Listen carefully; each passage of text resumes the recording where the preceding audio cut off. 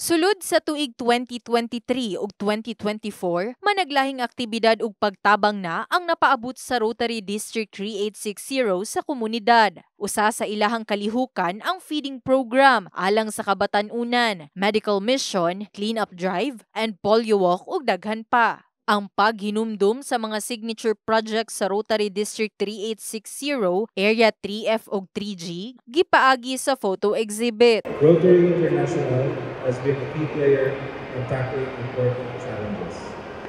Let's recommit to the difficulties that lay ahead as we celebrate our accomplishments today.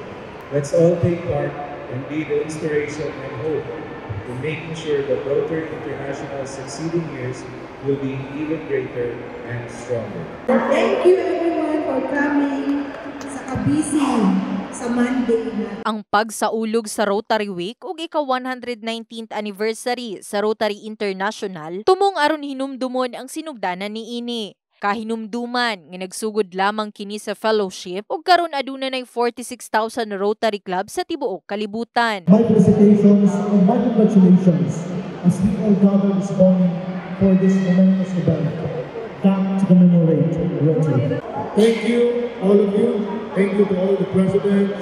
Thank you to all the Rotarians who are celebrating this Rotary Week. The governor, of course, is always reminding all of us to continue with our work as a Rotarian.